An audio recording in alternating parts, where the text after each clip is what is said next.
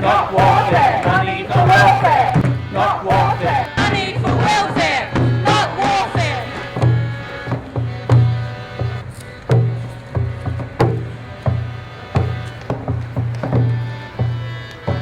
We are gathered here today to pay our final tribute of respect to that which was bought with our deceased loved one, the fair go. The fair go will be dearly missed by many, and we remember him as the basis for many lessons we have learnt in life.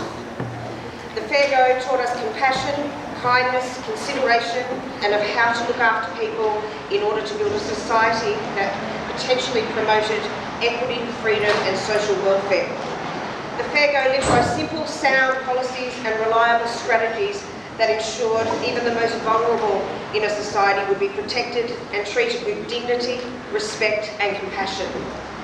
The health of the fair go began to deteriorate when neoliberal policies and the quest for the almighty dollar became the focus of governments who began to sell the message that we are all individuals responsible only for ourselves, our own well-being, and that our society should cease to be grounded in concerns for the common good, and instead that we should occupy our minds with capitalism, foregoing the notions of community and compassion.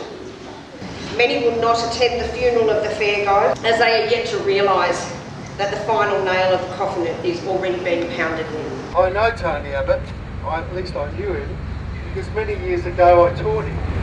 I tried to teach him the concepts of social justice and compassion, and even though he was bright enough to become a Rhodes Scholar, he still has not been able to come to terms with those concepts. Where did Tony Abbott come from? He did not come from the Liberal Party, he came from the National Civic Council.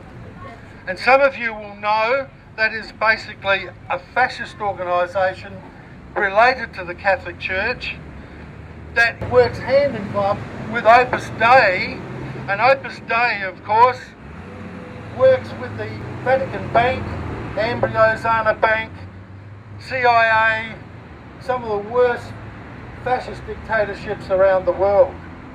So we cannot expect to get any sort of compassion from these people because they don't understand it.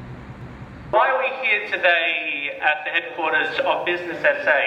A good question.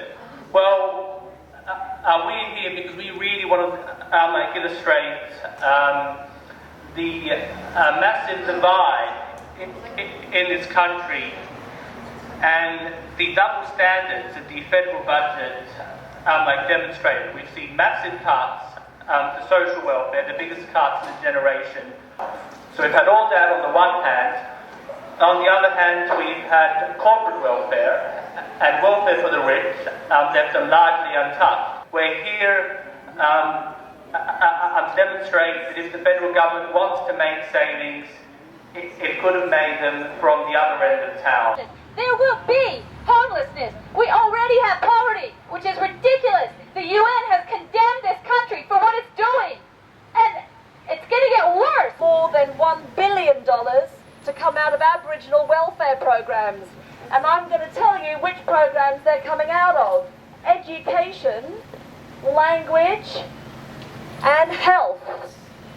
Those are the three things that the Aboriginal peoples need the most are being removed. We are treading on our brothers and sisters. It is disgusting and unacceptable. The other thing is, it isn't just a war on the poor here, it's a war on the poor everywhere. There's a massive cut to the foreign aid budget. And while we're all rearing at the cuts that are going to affect us and our families and our friends, which are terrible cuts, blinds us to see the long-term problems. Doing very little about climate change and subsidising fossil fuels is going to create long-term problems that are going to affect the poor the worst. This attack on basics, on the basic healthcare, the basic education, on the basic rights of us as Australian citizens, turning us into consumers, and then we're just me. That's what they want. They want us to be me, so that we don't see the people in other countries, so so that we don't see asylum seekers, so that we don't see that climate change is coming and it's an issue now, it's an issue in the future. Death the fair go has brought us together and given us purpose. To those of you untouched by the cuts who currently feel no pain, we ask you to stand with the poor, the sick, the disadvantaged of our communities and forestall the coming anguish. To you members of communities who mourn your loss and fear the future, we offer our solidarity and we shall toil alongside you in our struggle. We shall toil! We call for your presence. Make yourselves known and speak out against these starvation policies. From the altar of the people, I renounce the acts of others. Ashes to fascists.